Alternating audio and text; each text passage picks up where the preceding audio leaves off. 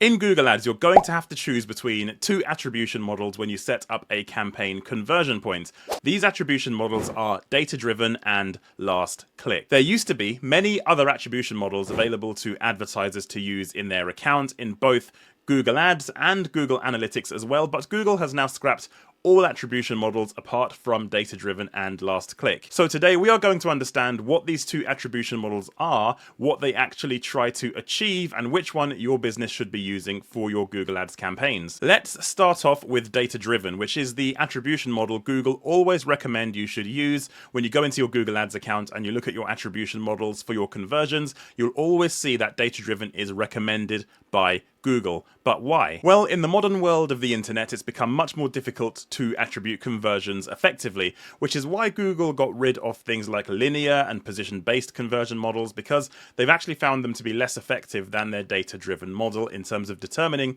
which touch points in your Google Ads account actually resulted in the conversion. And that's what data-driven attribution is all about. Data-driven attribution will look at the conversion that occurred on your website and then assign the credit for that conversion based on the interactions the user had with the ads you're running. So if you're running multiple ads across multiple ad groups and you have different keywords, users might interact with those different ads in different ways. They might do one search and then get an impression. They might do another search and then click through to your website, and then they might do another search and actually go ahead and submit their details in a lead form or make a purchase on your website.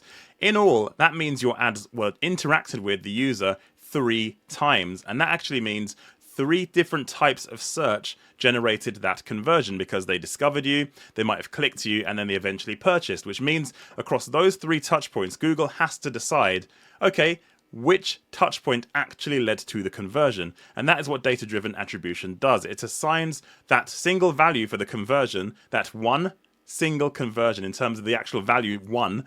It breaks that value down across your different touch points. So the different keywords or ads that the user interacted with will get that conversion assigned in a decimal point and split between those touch points, which is why it's not uncommon to look into your Google Ads account and see that conversions have a decimalization. There's no such thing as 1.5 leads. You either have 2 leads or 1 lead, but of course Google decimalizes that to depending on which touch points actually drove the conversions. Now, like anything in the modern era where privacy becomes more difficult and attribution becomes a much more difficult task, this is not an exact science, even if Google says it is. Well, to be fair, they don't say it is, but just be under no illusion, this is no exact science. Google is using data-driven models to attribute your conversions. They don't know for sure, this person clicked this ad, this person clicked this ad, therefore I'm going to assign half a conversion here and half over here. They don't actually know that for sure. They use modeling in order to determine the likelihood of which part of your advertising generated the conversion.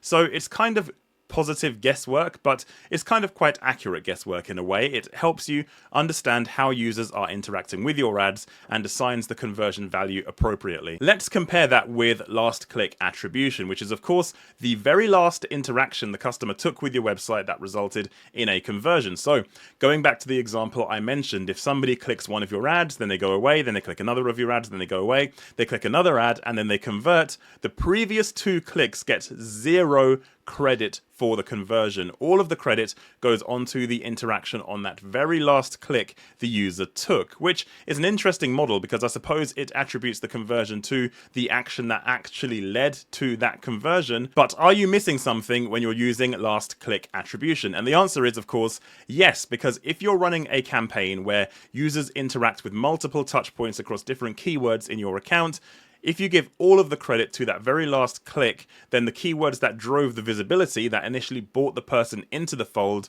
to discover your brand and what you do, they basically get no credit for the conversion. So say for argument's sake, somebody converts on your brand keyword after discovering you initially through more generic keywords because they're looking for the product or service that you're providing, then that generic keyword gets no credit and your brand keyword gets all of the credit because after they discovered you and they typed your brand name in, they clicked your ad and they converted. That's not the best way to attribute your money because you can't scale an account as effectively using last click because you don't necessarily know where to invest your money in to get the funnel and the upper funnel details of the customer in their journey. You don't know where to spend that money upper funnel because all you're thinking about is the keyword that drove the direct sale and none of the activity that led to that sale. However, there is one caveat to what I just said there, because basically what I've said is data-driven attribution is usually going to be the best option for you compared to last click. Now, there's one caveat, there's one situation where I think last click could actually be quite effective and pretty much what you would need to do, and that is if you're running a very small campaign with very low volume, with very low budget and very few conversions. The value of data-driven attribution then becomes diminished because Google can't make those calculations and estimations because not many people are interacting with your ads. They're not generating enough impressions at all. So this can cause issues with data-driven attribution and make it less effective than if you had a ton of people interacting with your ads and converting on your website. In addition, typically with small campaigns with low budgets, it's very difficult to get somebody to click your ads and then go away and then maybe come back and click another ad and convert because your budget doesn't allow for that. If that person doesn't convert on that initial click, then it's very difficult to serve ads to that person again with a very low budget. Google understands this, which is why last click attribution will probably be better for this type of user because it's going to give you better data quality based on the fact that you don't have that many people interacting with your campaigns. So now you understand that data-driven attribution is going to be usually the best type of attribution model for your campaigns. I mentioned that it basically uses predictive modeling to understand how people interact with your ads, to assign the specific conversions to the specific keywords and ads that drove the activity. Let's understand a bit more about how it does that, because this is important. It's really important to understand how it works because it can seem like a bit of a black box. So let's jump into Google's documentation to understand a bit more about how this actually works. The first thing to understand about how this model actually works is Google uses the data from both converting and non-converting visitors in order to determine the likelihood of conversion in the algorithm. It will look at the historic performance of ads in the past and how users have interacted with ads in order to determine the model as to which ad or keyword or combination thereof is going to be most likely to drive a conversion, and it uses this in its predictive model. So to clarify, in Google's documentation, this is where it gets a little bit scientific, but the data-driven attribution algorithm estimates the timing and probability of a conversion using an adaptation of survival analysis, which is an approach used in biostatistics and clinical trials. Basically, what Google is doing is splitting your users into multiple buckets. They're looking at the users interacting with particular ads and a control group of users who aren't interacting at all, and looking at statistical analysis to see what the uplift is in people interacting with your ads, if there is any, and using the results of that comparison between the control group who aren't exposed and the group that are exposed, and seeing what the statistical likelihood is of your ads having success on driving a conversion. Confusing, I know. Data and statistical modeling is not my strong point either, but it's something to understand when it comes to how Google attributes your conversions. It's looking at a comparison between those exposed and those not exposed and statistically modeling the interactions with your ads to understand statistically which ad is driving people more towards conversion and which ones aren't having the impact desired. So let's look at this example from Google. Basically, in this illustration, it's showing that in the top row, you have a journey of a user who's buying a phone. They type in best tech gifts, top rated phones, then Google Pixel 4, and Google determines this has a 3% conversion probability.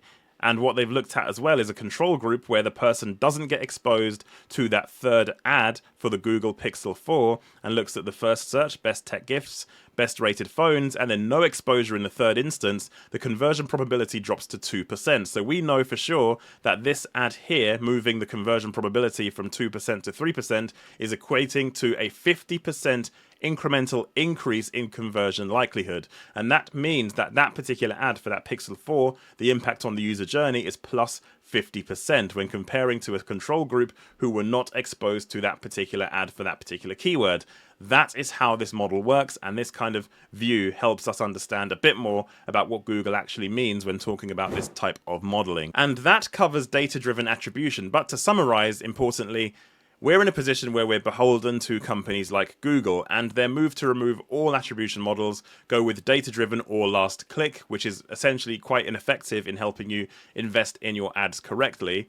you're left with this choice between not a great model and a model you don't really get to see how it works properly. Hopefully I've given you a bit more information as to how data-driven attribution actually works and why it's more important to use that model than last click in the majority of cases, apart from the couple of instances I mentioned where it comes to people with low budgets and low conversion volume in their campaigns that can get away with using last click. It's a problem. Digital advertising is changing. We're going to get less and less data. We're going to understand less and less what's inside the black box that these platforms are using to manage our bids and our campaigns, but hopefully this video has shed some light on data-driven attribution. Like this video if you like it, don't forget to subscribe, don't forget to head over to darren-taylor.com to find out more about how I can help you with your PPC campaigns.